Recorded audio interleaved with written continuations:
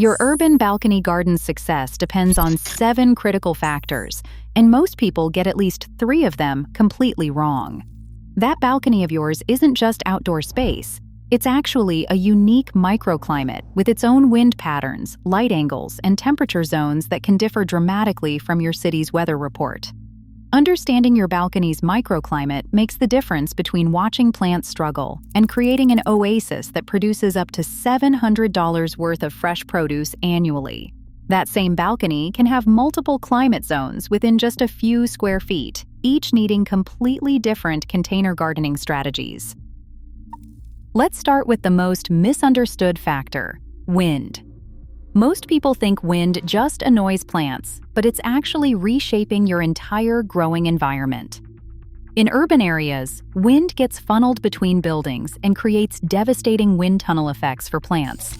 High-rise balconies face unique challenges because they're suspended in mid-air, exposed to wind currents that ground-level gardens never experience. Strong winds don't just knock over plants, they fundamentally alter the microclimate by rapidly drying out soil, increasing water evaporation, and creating what's essentially a desert environment even in humid climates. But here's the counterintuitive part. Some wind actually helps your plants. AIR circulation prevents fungal diseases and aids pollination, so your goal isn't to eliminate wind entirely, but to control it.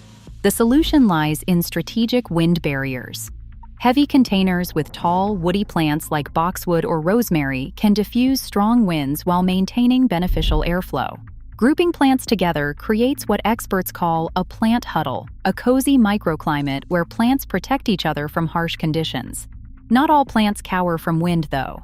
Wind-resistant varieties have evolved specific characteristics like flexible stems that bend rather than break, strong root systems for anchoring, and often narrow leaves or needles that slice through air currents. Lavender, ornamental grasses, and succulents are wind superheroes that actually thrive in breezy conditions. Now let's decode the second critical factor: light patterns.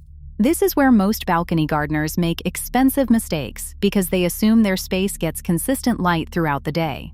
The reality is far more complex.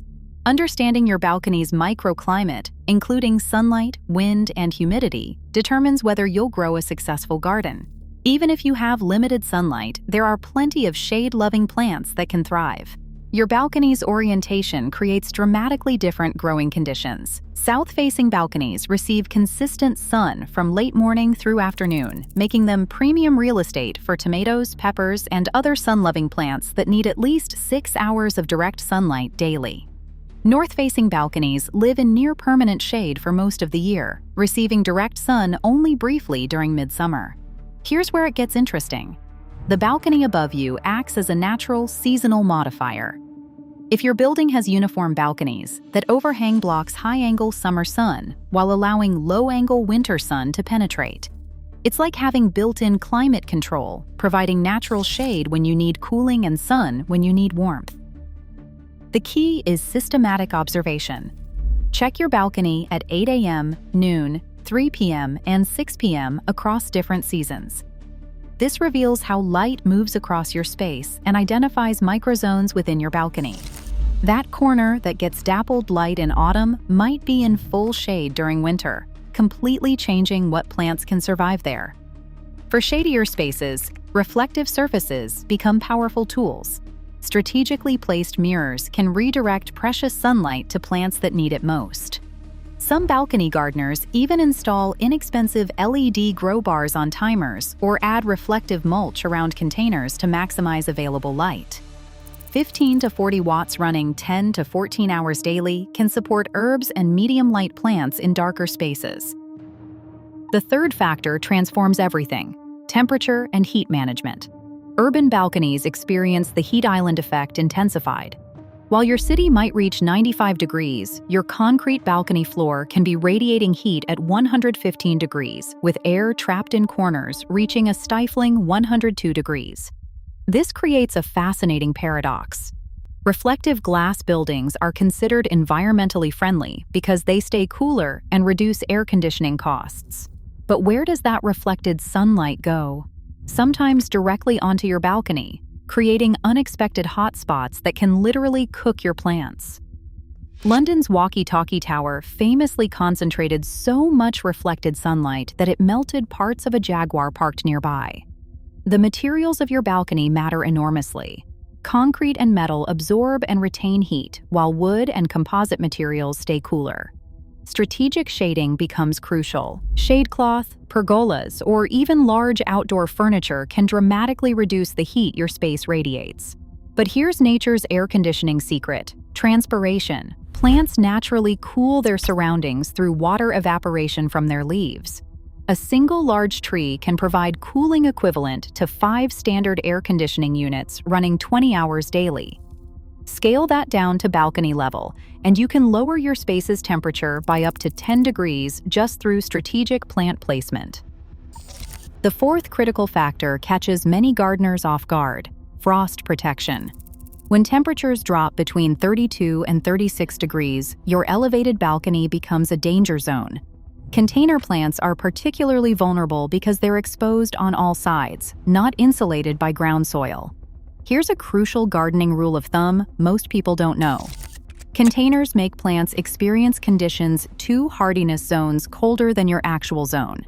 So if you're in Zone 7, your potted plants are effectively experiencing Zone 5 conditions. This means you need plants rated for Zone 5 or colder to reliably survive winter in containers. Pre-frost preparation involves deep watering in late afternoon before cold snaps. Water releases latent heat as it freezes and has higher heat capacity than dry soil, keeping root zones warmer. Grouping pots together provides mutual protection, while bubble wrap around containers insulates root systems from freeze damage. Think of your garden as a collection of different environments. This perfectly captures the fifth factor: microzone management within your balcony. Each corner, wall, and elevation can support different plant communities based on their specific conditions. This is where vertical gardening becomes invaluable. You can create living walls that maximize growing space while taking advantage of different light and wind conditions at various heights. Your plant selection strategy should match these microzones. South and west-facing areas in full sun support heat lovers like oleanders, lavender, and hibiscus. Marigolds not only thrive in these conditions but produce scents that repel mosquitoes. East and north-facing areas with partial shade accommodate ferns, begonias, and hydrangeas beautifully. Companion planting strategies work particularly well in these distinct zones, pairing plants that benefit each other's growth. The sixth factor involves smart technology integration. The global smart gardening market is projected to exceed $3.2 billion by 2025, driven by soil moisture sensors that monitor soil moisture, temperature, and humidity with precision. Modern sensors can track conditions directly in root zones, delivering species-specific insights through smartphone apps. Brands like AeroGarden and Click and Grow are revolutionizing small space gardening with their smart systems, while hydroponic setups are becoming increasingly popular for balcony gardeners seeking maximum yields in minimal space. Smart irrigation systems with weather-responsive controls can reduce water consumption by up to 50%, crucial for balcony gardeners dealing with limited water access and drainage challenges. Self-watering planters are now capturing 36% of the smart garden market share. The seventh and final factor is understanding load-bearing capacity. Most residential balconies support 50 to 100 kilograms per square meter, but soil and water are heavy. A single large container with wet soil can easily exceed safe limits, potentially causing structural damage. This is where grow bags become essential. They're lighter than traditional containers and distribute weight more evenly across your balcony surface. The economic benefits make mastering these factors worthwhile.